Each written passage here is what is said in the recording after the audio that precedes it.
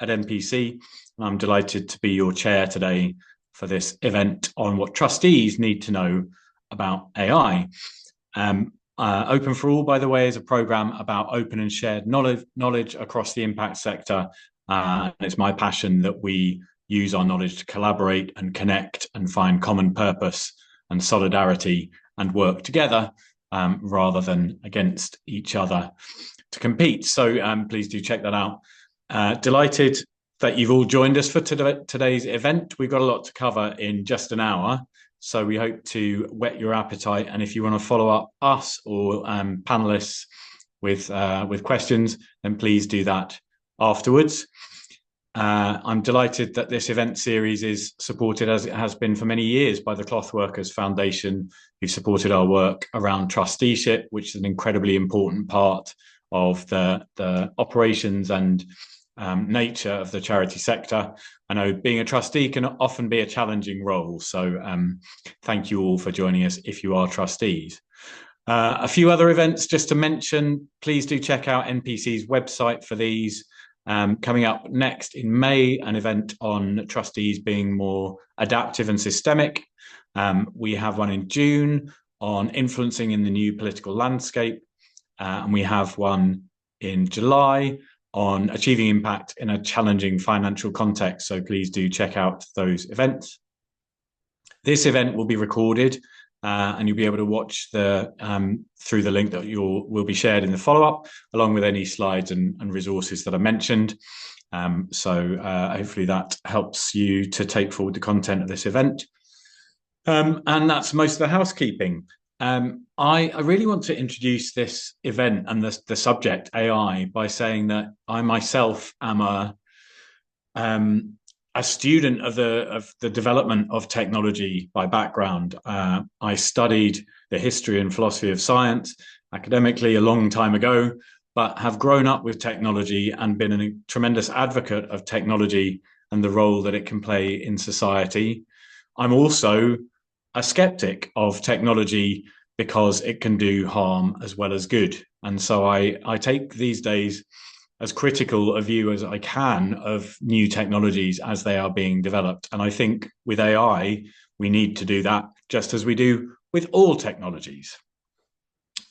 So from the perspective of trustees, you're responsible for the stewardship of the mission of your organizations, and your first duty is to help leadership teams to work out how that mission can be maximized, how you can help the organization to deliver on its mission to the greatest possible extent. And technologies can certainly be part of that. Technologies can help you to achieve your mission. They can also play a role in undermining your progress towards that mission and in creating harms and challenges within society and for your primary constituents, for the people and environments that you're there to support. So that's trustees' primary role, to think about how can you help ensure that your organization is working towards its mission and thinking about how technology can play a positive role in supporting that progress towards mission, but also in thinking about the potential harms. And we hope we'll be able to give you a bit of an overview through the speakers and the three different perspectives on both sides of that equation, because technologies of all kinds can do good and harm. It certainly appears to be the case that we tend to overestimate short-term benefits and underestimate long-term risks. And we can see that in the development of many different aspects of digital technologies over the last many decades.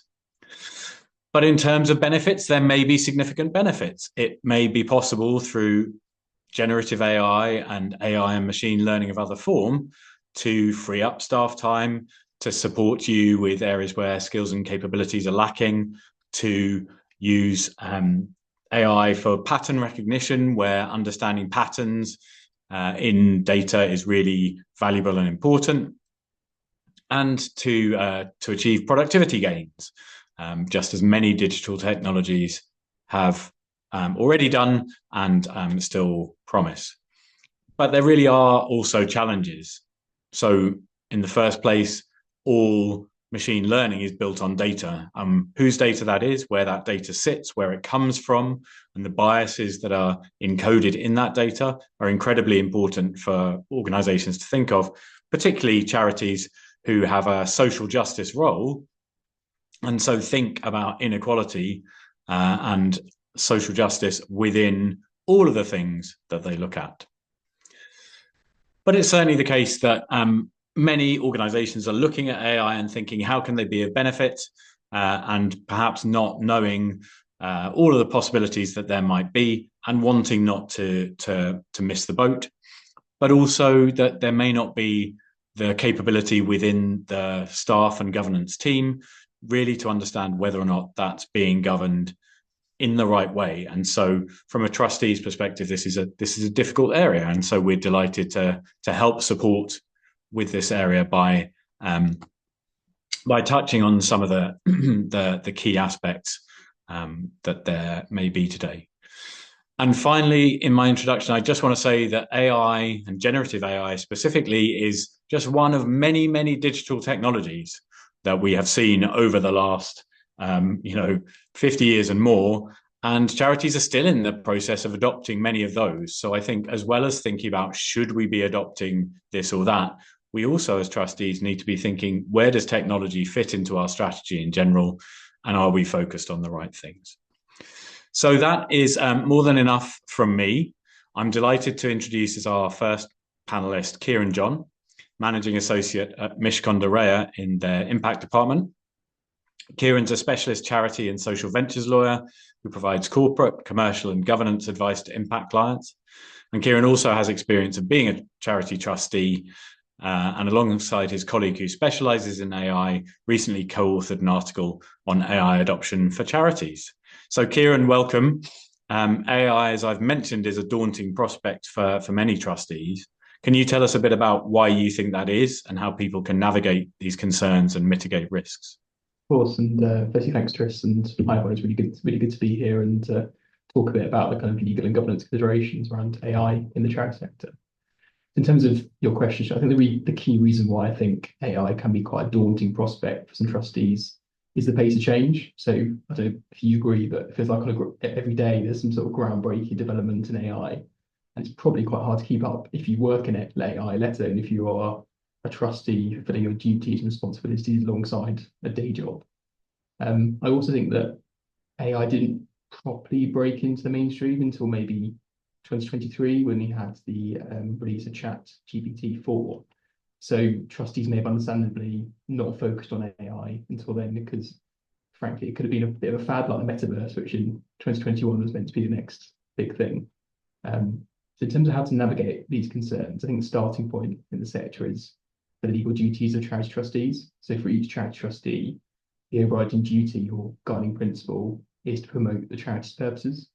So the big question is, does adopting AI either directly further those charitable purposes, or does it bring about some efficiencies in certain services, which ultimately frees up more time or resources to do what the charity was set up to achieve? There's no real hard and fast rule on this. It kind of really depends on each charity. In terms of the risks, I don't want to come across too negative, but I think it's really important that the charity trustees, executives and staff are aware of the risk associated with adopting AI. There's more detail on the blog that you mentioned in the intro, but in short, there are kind of 4 key risks which I think might be useful to share. I think the first one is compliance with data protection laws, which is noting around the requirements of fairness, lawfulness and accountability. And I'm sure everyone in the sector is kind of very familiar with data protection laws with all the GDPR processes that everyone's had to rightly comply with in the last few years. The second factor is IP infringement risks, because there is uncertainty about the ownership of AI that might arise from AI-generated work. Thirdly, there's bias and discrimination. So AI can result in potentially discriminatory outputs in real-world situations. And finally, we've got hallucinations and accuracy, which could be particularly problematic when charities rely on AI for things like data analysis or creating content, or supporting the decisions that ultimately could impact the beneficiaries or the charity's reputation. But I do want to reassure everyone on this webinar that these risks can be mitigated. There's broadly 4 ways you could do that. I think the first one is compliance by design. So you could, for instance, take a use case for adopting AI, for example, using data analysis during a campaign, and then assess whether that AI is necessary, proportionate, and in line with the charity's purposes. Secondly, there's T's and C's. I don't want to come across like a typical lawyer, but it's really important to check the T's and C's for any AI solution you're using, such as ChatGPT. So these T's and C's should be quite user-friendly, so easy to read, but they should say what the charity is able to do and what the charity can't do, and also understand what the charity is kind of agreeing to when this information is inputted, which is normally things like you have the permission to do that. It's also important to check who owns the outputs, what the AI solution does with any data you've inputted. And that really takes us to the third mitigation, which is data protection. So it's definitely worth implementing kind of operational measures to avoid personal data and confidential information from being deliberately or accidentally disclosed to an AI solution. And it could be a good prompt, pardon the pun, etc., to check if the data protection policy is up to date and reflects that how the charity using AI on a day-to-day basis. So in terms of policies, I think the final mitigation step is to put an AI policy in place and keep it under review, and that's the usual process you would do in the charity. The trustees kind of decide it and adopt it, and then everyone else in the organisation kind of implements that. And hopefully it's kind of a policy that works in practice, not just a piece of paper that no one ever actually looks at. So I guess to bring the answer to a bit of a close, I think there's understandably a lot of concerns and risks in the sector about using AI, but I want to provide some reassurance that these can be mitigated. I think senior leaders should be aware of those risks, but it's also worth thinking about the opportunities. So a good example I saw, I think yesterday or the day before, is Alzheimer's Research UK, Oxford Drug Discovery Institute is using AI and something called knowledge graphs, which frankly is beyond what my understanding of what that means, but I'm sure the scientists know that. But they're using that AI to sift through vast amounts of biomedical data, potentially even with faster treatments. And as you said in your intro, AI could be used to kind of streamline fundraising processes, enhance marketing, and help save the most valuable resource in the world, which is time.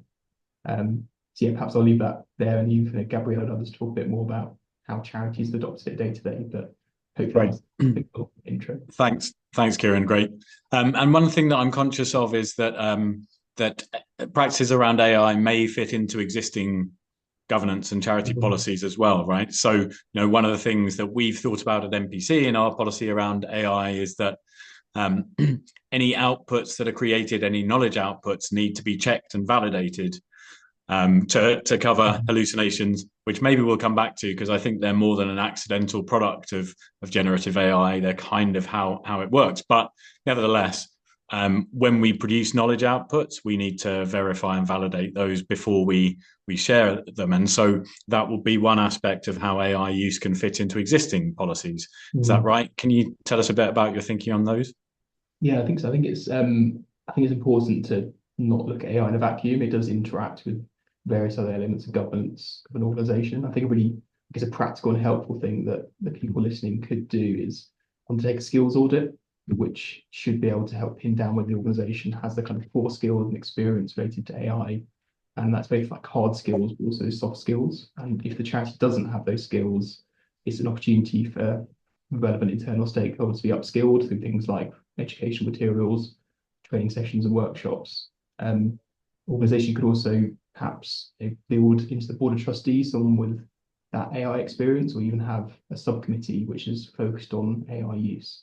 But I appreciate that that's probably more useful for like a large organisation rather than a smaller one. But and obviously things like external advice should be sought as well. But I don't want to sound like I've got a bit of a vested interest in here, things I advise charities. But the Charity Commission said that charities can't rely on advice that's provided by Gen AI. So I think that goes to your point as well about having human involved as well, so maybe using the AI to kind of help get you further along the decision tree, but actually the decision and the kind of validation of that is taken by a suitably qualified or experienced individual. Absolutely. So even though we may be using tools, it doesn't remove our responsibility, and particularly trustees are the responsible people, right? And in terms of governance, doesn't remove their responsibility from decision making.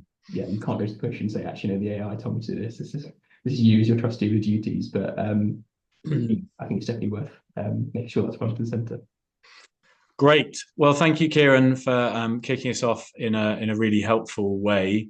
If people do have questions that have been raised by Kieran's contribution so far, do put them in the Q&A. We'll be thinking about those now. But for the moment, we're going to move on, and I'm delighted to introduce Yasmin Ibeson, who is Senior Policy Advisor at the Joseph Rowntree Foundation. Yasmin leads on JRF's communities and place-based policy work, and previously designed and delivered JRF's AI for Public Good program, a project generating new ideas and curating brilliant perspectives about how AI can lead to public good. And I was fortunate to participate in a bit of that program and see many of the perspectives that were shared. And so I really do recommend that people check that out. There are some fantastic overviews of different perspectives in the charity sector, in the policy world as well. So yeah, Yasmin, delighted you can join us. Can you tell us a bit about the AI for Public Good program, and what did you learn? Yeah, thanks, Tris, and hi everyone on the call. So yeah, as you mentioned, for those of you that might not know about the Joseph Rowntree Foundation, or JRF as I will call us, our mission is to support and speed up the transition to a UK free from poverty, in which people and planet flourish. So when I joined the organisation, there was a slight strategic shift in that we wanted to begin exploring topics that we saw as being cross-cutting with our mission to end poverty in the UK. And through that, that's how we kind of ended up moving into a space that looked at technology and specifically AI. Also to caveat that my background is not in AI and I don't bring prior kind of deep technical knowledge. I've always worked in the social sector and in charities. So for me, it was a little bit of a grapple at the beginning to understand how my prior work related to this new kind of complicated technical theme or topic. But yeah, in designing the program, the aim was basically to explore the potential for AI to generate public good, as Tris said, through commissioning a wide range of individuals to produce essays, to host events, to convene people together in conversation and discussion, to really, kind of generate new ideas in response to questions across 4 themes. And those 4 themes were AI and the power of narratives. So that was thinking about what are mainstream narratives in relation to AI, who's putting those forward, who are they serving, and also importantly, what are they overlooking or what are they hiding, what's missing from the conversation. Secondly, we conducted a piece of research around why and how do nonprofit and grassroots organizations engage with generative AI tools. So those are tools that generate from an input that a user would put in. They generate either image, text, video, sound-based outputs. So things like ChatGPT is probably the most common one. And also from that piece of research, we're thinking about, how is the sector engaging with these tools and why? And also how are kind of grassroots nonprofit organizations seeing their role in engaging or shaping broader AI debates, which I think is really important. Thirdly, as Tris mentioned, we did some work on AI in the public sector, a range of essays around what extent can AI improve public policy making. And then finally, the 4th theme was around AI power, relationships and values. So this was kind of zooming out and thinking less about how do these tools function, but more thinking about the wider AI industry, which is concentrated in the hands of very, very few corporations and organizations, and like kind of contains various different monopolies of power and resources, and thinking about what's the role of the social sector and other actors within it to kind of challenge that or push against it. And yeah, just before I move on to the learnings very briefly, I thought it would be interesting to kind of say that we didn't solely focus on kind of technical expertise. One of the aims of this program really was to try and bring together those of us that care deeply about social justice, environmental justice, but maybe haven't previously thought about technology as a part of that, and bringing them in conversation with people who do have that technical expertise or who are working, have studied or work day to day on technology. We wanted to like cut through a lot of the hype that was around at the time, engage new audiences, and also speak to those that, maybe new to the topic as I was on joining the organization. And then really briefly learnings. The first one was that the language around AI means that it's really challenging. There is no kind of single agreed definition of AI or artificial intelligence. And therefore, actually, this kind of making sure everyone's on the same page as to what we're talking about can be a challenge or a barrier, because some of the language around AI can feel quite imprecise, and actually often people have different concepts of what these tools are, what they can do, whether we're talking about a single tool or a function or a wider industry. And I think the impact of that challenge of language means that actually, whilst there may be growing awareness across or within the general public about AI, this is not necessarily equating to deep understanding of how these tools operate, nor is it enabling kind of the public at wide to critically question these tools, the developments, and also separate what is a fact versus what is kind of marketing or opinion or kind of hype, for want of a better word. So I'd say language was something that was a key learning from doing this work. And then secondly, and I'll stop there after this point, is that one of my reflections is on the focus. There's a real heavy focus from AI industry, from government, from various different organizations on adoption, that everyone needs to be adopting AI. I think you hear that quite a lot, even from the Prime Minister.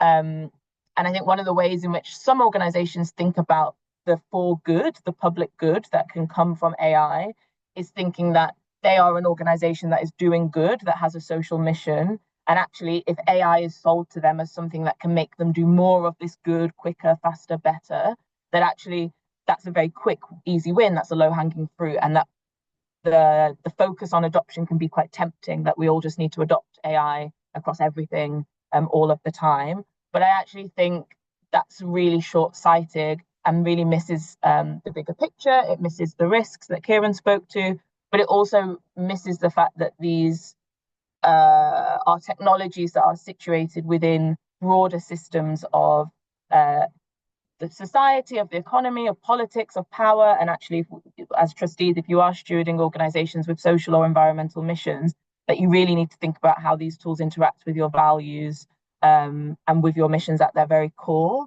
That sits maybe deeper than just the kind of shiny, short-term view of adopting these tools as quickly as possible. Hopefully that's a bit of a helpful overview. But yeah. That's brilliant, Yasmin.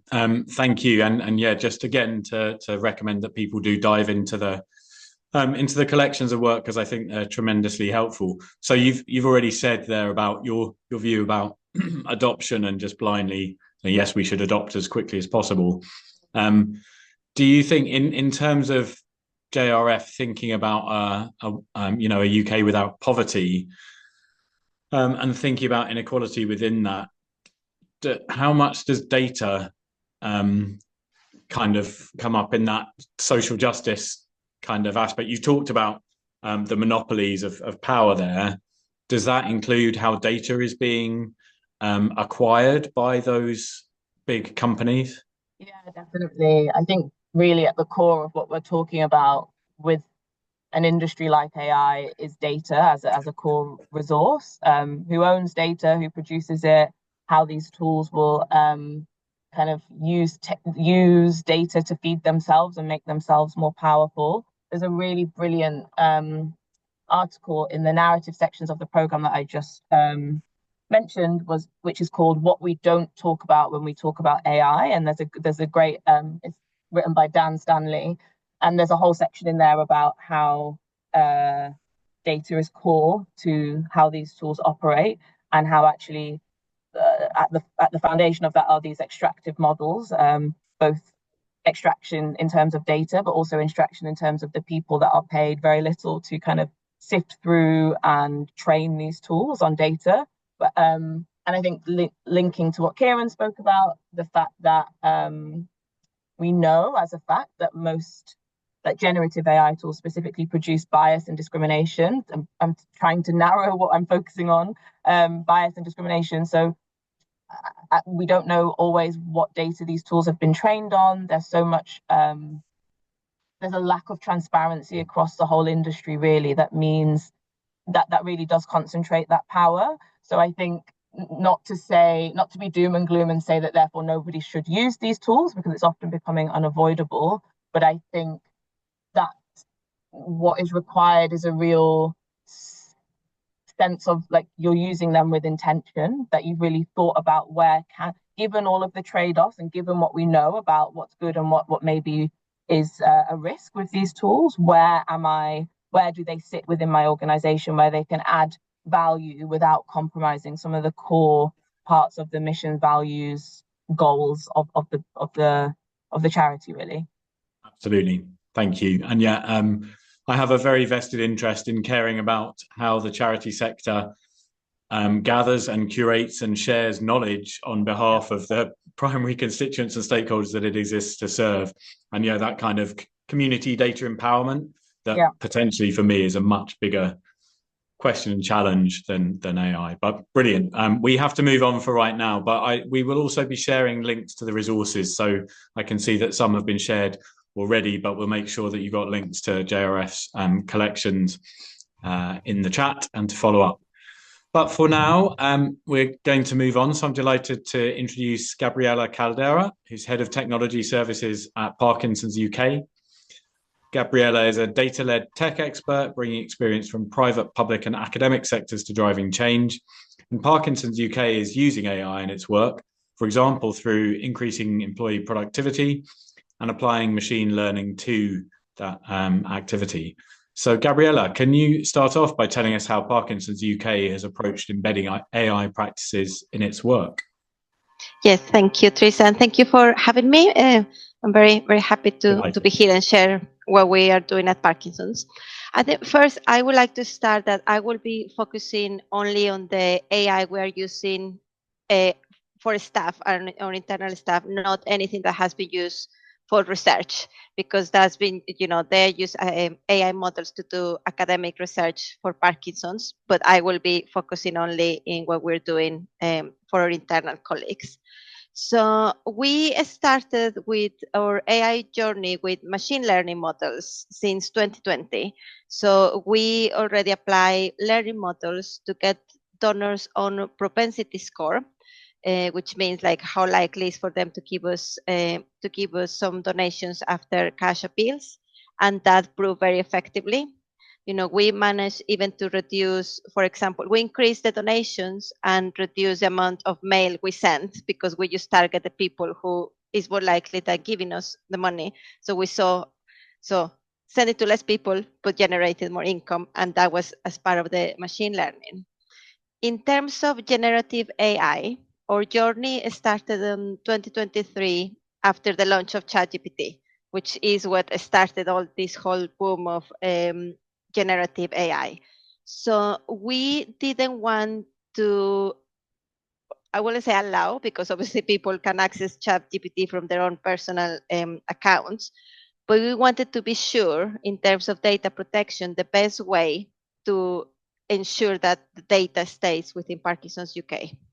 So we created our own pivot, which is our own ChatGPT instance that ensure that everything we put there will never leave Parkinson's UK environment. So it basically works the same as ChatGPT. It just sits in our internal servers, and that's what we say to people to use. And we have different levels. So we have the ChatGPT that everybody can use, something a little bit more advanced for the data team that is used for coding.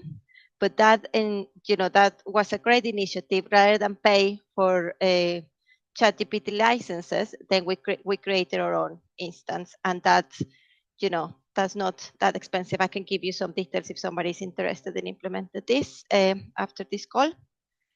Then in October last year, we joined an AI collaboration with another 9 charities. That was very interesting, because I think it's very important for a charity to always keep in contact with other organizations to check what everybody else is doing, because we face more or less the same challenges, and it's very good to have that sort of peer support. And this was not just a part of the technology team, but we invited people from across the business, because this is, I always say, this is technology enabled, but it has to be business led. We cannot tell you what are the priorities. The business needs to tell us, and then we help you to implement that. One of the 2 main deliverables from that collaboration is we created a roadmap that embraces our vision and our values. And we created a policy that is currently being reviewed by our data board. Then it will pass to the executive team and then finally to our board of trustees. Creating a policy is quite difficult because it's very hard to how to govern, people accessing with to these AI tools. But it's very important to have the support of the ELT, because I think it has to be, from top level to down. We had a workshop with them when we clarify what are our red lines. We clarify for what we will be using AI and for what we won't be using AI. And our main purpose is to help people with Parkinson's and people affected by Parkinson's. So we will use AI as a tool to reach those people. Then everything is moving super fast, the same, with technology. We are a Google Workspace organization. So 2 weeks ago, we launched Gemini, which is Google's AI tool to all staff.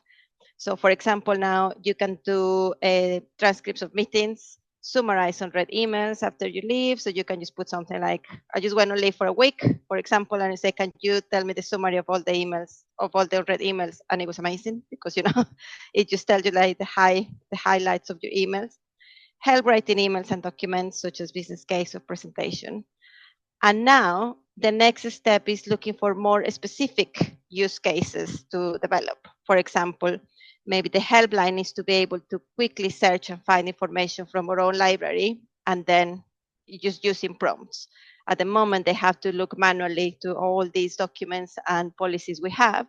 With the use of AI, we can create like an internal chatbot where we can ask a specific question, and then the advice will be Parkinson's UK advice. That is not looking anywhere on the internet. It will be only anything that is within our infrastructure. So it's not looking for random advice on the internet. It will be looking just for our internal Parkinson's UK advice. And, we don't have a policy yet, but we have clear guidelines on how to use it. Because as everybody's been mentioned, AI is very white-centric, very male-centric, very Western-centric. So of course it's going to be biased. So we are always telling people that, you are the subject matter experts. You see AI as a little maybe trainee, or I don't know, you are old enough like me to remember the little clip in Microsoft Word that used to give you tips and think, it's like that, but clever. And it can help you to enhance your productivity. And I think what has been working very well is engaging with the people. Again, I mention every time I go to meetings, it's a tech-enabled tool, but it's business-led. And we also keep engaging with the ELT to give us the support. We are very mindful of ethics and environmental concerns. We have so many questions about, how much water, for example, somebody saying that a prompt in ChatGPT uses because we have all these massive data centers in underdeveloped countries.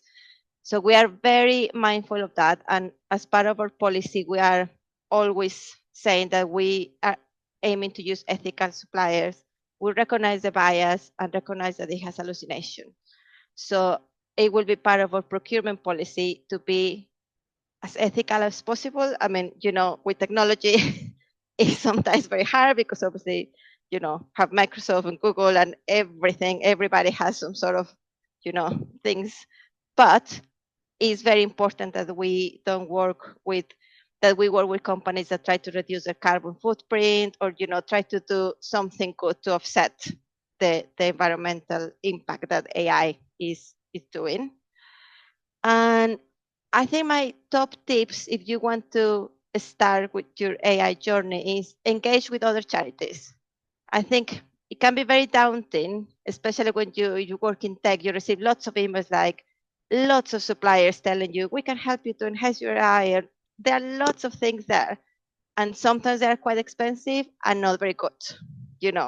There are things that your tech team and your data team can implement themselves, like our pivot, that was implemented by our tech, by my team. And, use your own tech, engage with other charities. there is no need to reinvent the wheel. Somebody might be doing something that you need, and then you can just share that information.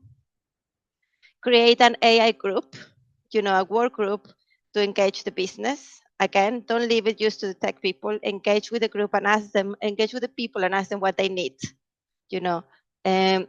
Start with pilots and proof of concept. That's what we did. Even before launching the whole Gemini to the whole organization, we target specific teams to play with it, to see if it's actually helpful or if it's actually just a bit annoying, and then maybe we shouldn't use it. So always start with small pilots of groups or with proof of concept, and then, start engaging with the rest of the people, because they will be your ambassadors.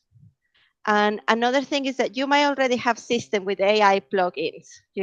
Some of this is not so new. You might already have a telephony system, for example, that already has an AI tool embedded in. So start investigating how to implement those ones, and rather than start from scratch. Offer clear guidance, and again, keep reminding staff they are the user matter expert. Don't trust everything. Don't just copy and paste what they receive. You see as a helper or as a lead trainee. And I think for trustees, I think the trustees need to keep informed, ask the difficult questions. There might be something that we as technology people don't see, or we are not mindful of. So ask the difficult questions, and don't be afraid of ask. I think AI is here to stay, and I think we need to embrace it with the very careful red lines according to each organization, and then be supportive. And again, keep asking difficult questions, because that's what will, help us to develop more policies and more guidelines around AI. Fantastic. Thanks so much, Gabriella. That's a really helpful, practical perspective from an organization that's wrestling with these questions and making progress. I know that one of the questions that already came in was someone who was interested in how you did install the local instance of ChatGPT or whatever that was. So if there's a resource that maybe you can share a link to, that would be great. But I am keen that we move on into broader questions as well. So I think one of the things that you touched on was how many of the tools are already part of what you're using. You've rolled out Gemini across the workforce. And so I want to ask a question initially, and then kind of to everyone, and then open that up, because there's a question in the Q&A really about how we may become reliant on free services that then become exorbitantly expensive in the future. So I'd be really interested in your perspective of whether you've thought about the future of the tools that you're starting to embed. But the question I just wanted to kick off with is, as your staff are starting to use these AI tools within their work, are you also asking questions about whether and how they become reliant on those versus checking on the content? I mean, even simple things like having an AI transcription of a meeting or follow-up actions relies on the generative AI having got the sense of what was being talked about and curating those actions. And there's also recent research that shows that the more we kind of outsource these cognitive functions to an automated assistant, actually the more our own functions may decline because we're not doing them anymore. So is that something that you think about in the rollout of these tools and assistants? Have you talked about those within the staff team? Yes, yeah, we have always been very clear with people that they need to read and review because I mean, this is only been 2 weeks, but we already have feedback from people. We have the two sides of the coin. We have people who say that it's a bit annoying and they don't want to use it. And we always say, we're not forcing you to use anything. This is just another tool that, we think it might help you with your day-to-day job. But some people say, well, no, I can write my own emails, I can write my own transcripts, so I don't want to use it. And that's absolutely fine. This is something that we are not forcing anyone to use. In terms of the transcripts and all the other, yes, we offer clear guidelines for everything. And we always say you need to read what the transcript did before sending any minutes. the feedback we are getting is like, yes, of course, it makes mistakes. Sometimes it doesn't recognize the voice of who is talking, but we have received feedback that it takes obviously less time to read that and amend the transcript rather than start from scratch and do it everything. So all of this is also the learning with people, you know, and we say, you know, don't be scared to try it. You don't have to use it if you don't want, but you really need to be very mindful of what you are sending before. And this is just like internal documents. Obviously, we have policies. If somebody wants to generate an image or anything that goes out, we always need to say that, you know, this image or this content was generated using AI, just to be open. Yep. Fantastic. Thanks so much, Gabriella. And then the question that was asked in the Q&A that I'd like you to respond to, and then want to kind of open up around the business models for these technologies. Are you concerned about being bought into what are free services now, but may become very expensive charged services in the future? Well, yes and no. I think this is because at the beginning, for example, with Gemini, it was something that it was super expensive. It was going to cost like double of Google Workspace license. So we say there is no point for us because it's just ridiculously expensive. Now they have made it free for enterprise licenses, and that's why we are using it. We have the price lock. But yes, that's something that we have put as a risk, that yeah, we have this cost until 2027, but we need to be mindful that at some point it might not be the double of the licenses, because we are expecting that these sort of AI technologies, they're here to stay. So the business model is going to get, you know, it has to be, you know, it has to offer value for money. But yes, that's a risk that we're saying is like, okay, at some point, and even now, we need to start doing an analysis about productivity versus how much we will have to pay, you know, for these tools. So yes, at the moment, it is a risk, because what about if we say, oh, everybody loves this, and then suddenly it's like triple the price? It's like, well, you cannot use it anymore. So we will be reviewing that every year. But yes, we have to talk about that.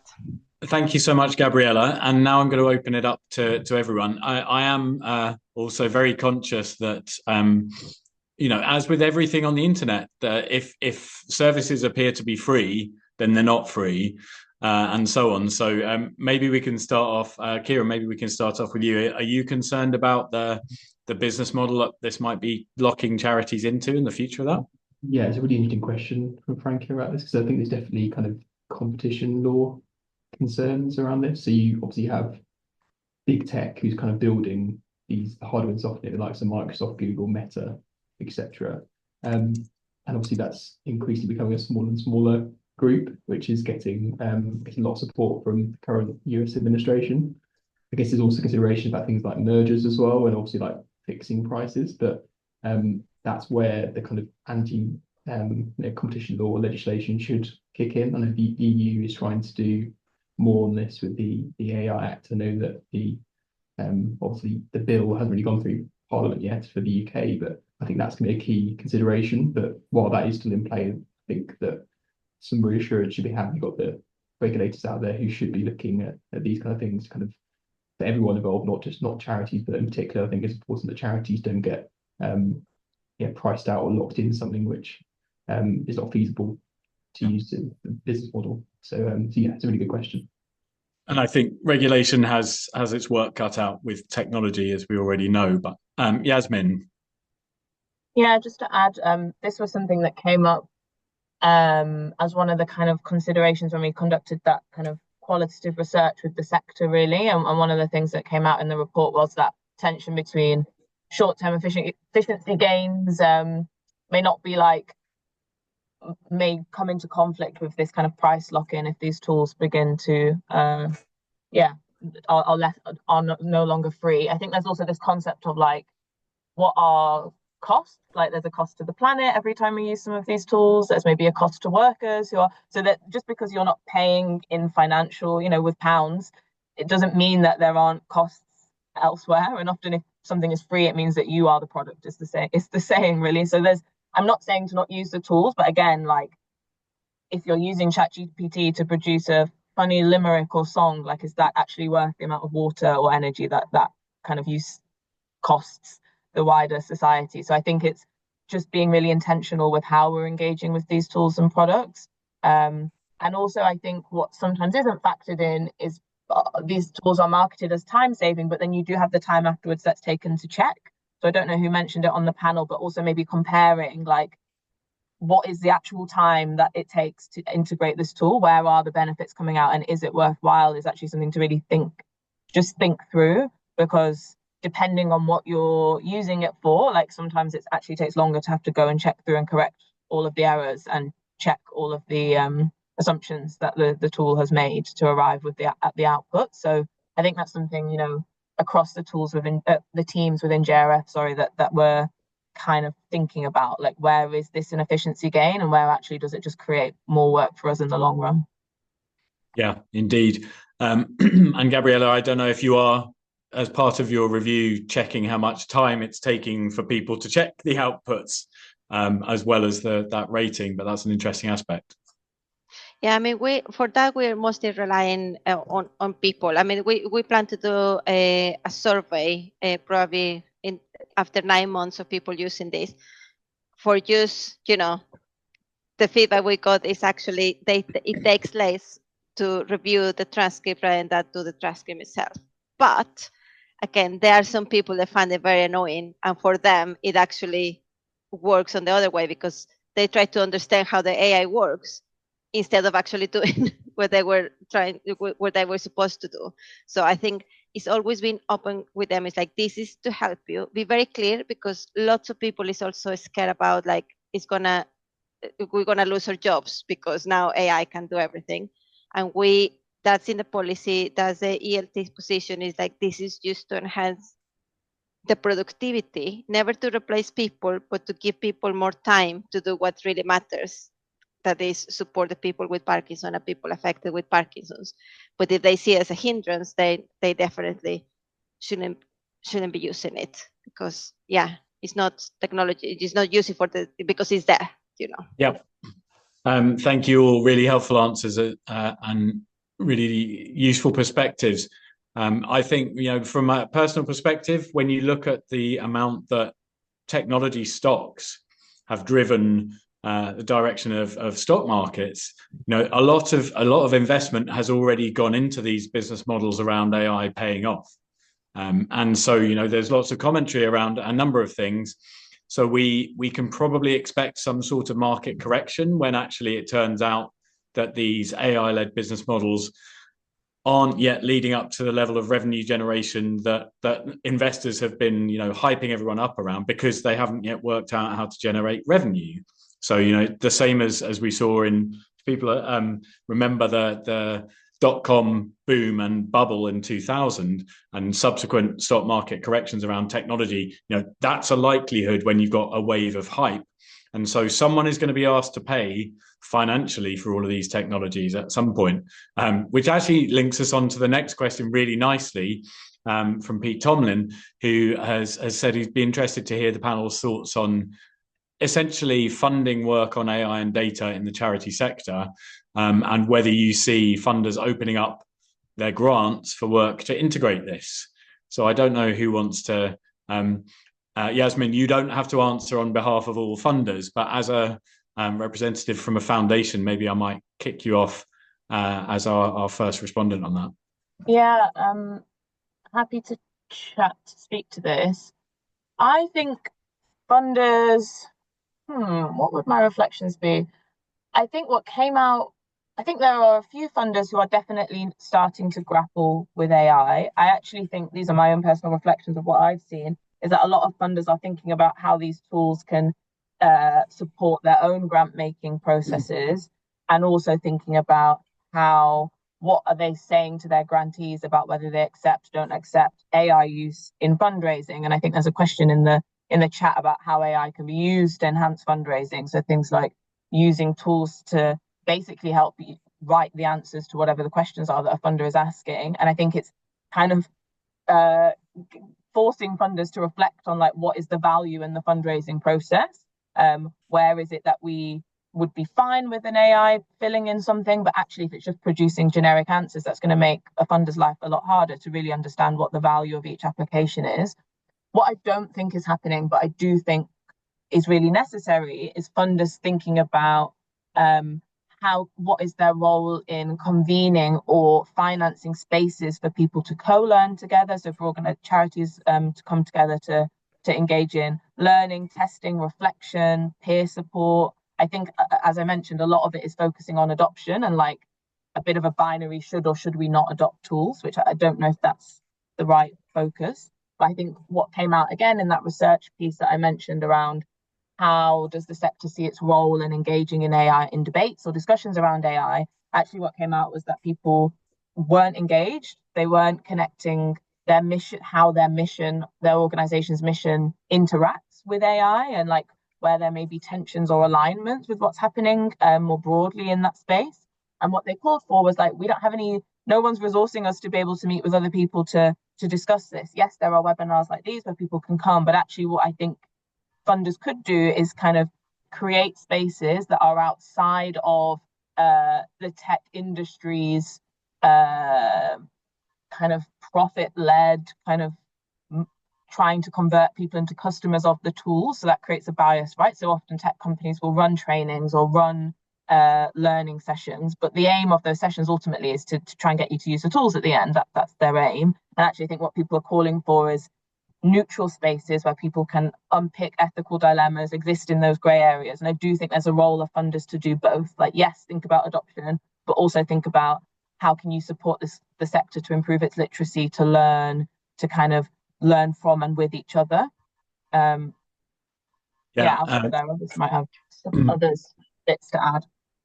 Thank you, Esmee. Yeah, Gabrielle, I'll come to you in a second. But yeah, I just wanted to say that creating those spaces for kind of shared learning and exploration, we know that just around digital literacy and data literacy in general, there's still a massive challenge. And while there has been some funding in those areas, actually it's probably dropped off and it's been seen as integrated into the mainstream on the whole. So if people think that there is more that funders need to do, perhaps think about using the charity sector AI task force as a means to feed back. That's something that with Zoe Amar and CAST has been set up to take some of these big questions and work out shared answers. So please do, try and influence and bring your perspective there. Gabriella, I'm interested in your thoughts on the question, and also you've used AI or you've used machine learning already to generate funds, right? So that was what I was about to say. I think all the new hype is around this generative AI, but the AI has been with us since computers exist, and machine learning is an example that is still AI and is still, that's something that we are using for donations. And yeah, somebody mentioned Dataro, so we actually use Dataro to do our machine learning. And what we're doing at the moment is now, hopefully, then our data team can do that. We can do that ourselves. But that's basically, and all of that. I mean, I can give, I think Juliet is asking, I can give you more details about that because we went through a whole process, even involving the board of trustees, of how to use this data and which sort of data we can use, because we are not target blindly. It's about consent, it's about, telling people how we got their details. So yeah, that's something to do with fundraising that is not new in the sense of the generative AI new. It's been there before with machine learning. So yeah, I mean, I'm happy if you can send me an email and I can give you more details, or I can put you in contact with our individual giving team who can give you more details about machine learning and fundraising. Fantastic. And I know that won't be something that necessarily everyone can benefit from, depending on the size of their kind of fundraising team, whether they have one at all. But certainly, there are gains to be had there as well as costs. But I would just echo, I think, what's been said, which is that there are some big issues that we are best placed as a sector to respond to, rather than leaving it to every single organisation.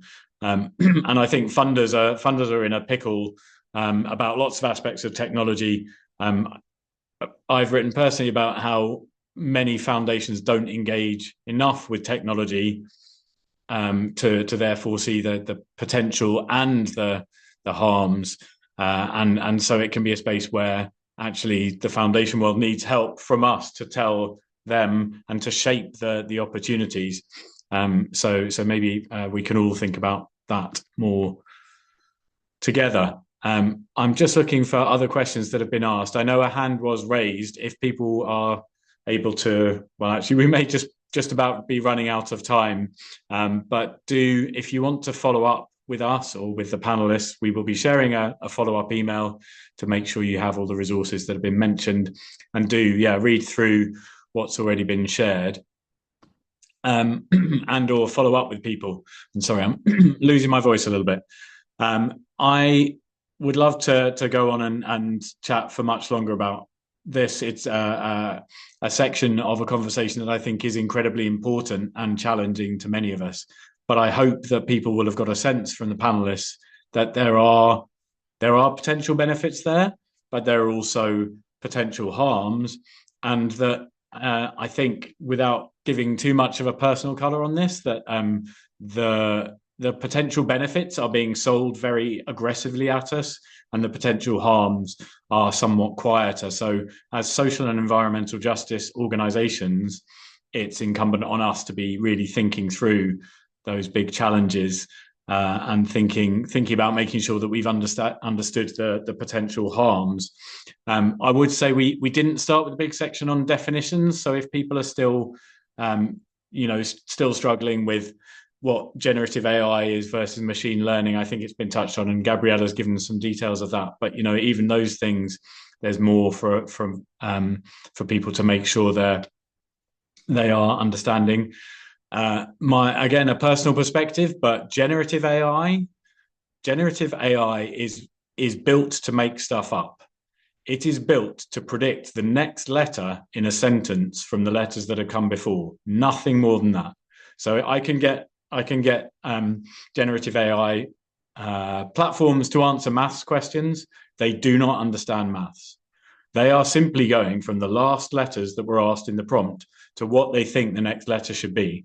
And I think that's a bit of the general misunderstanding, that somehow we think that these tools have understanding and sense, that actually they are making predictions about the next letter.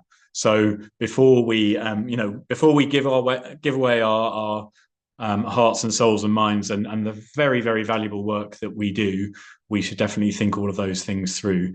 And it's been great to have, Gabriella, your practical advice for an organisation that is directly working with the public on how you're thinking about that and keeping checks on balances on that.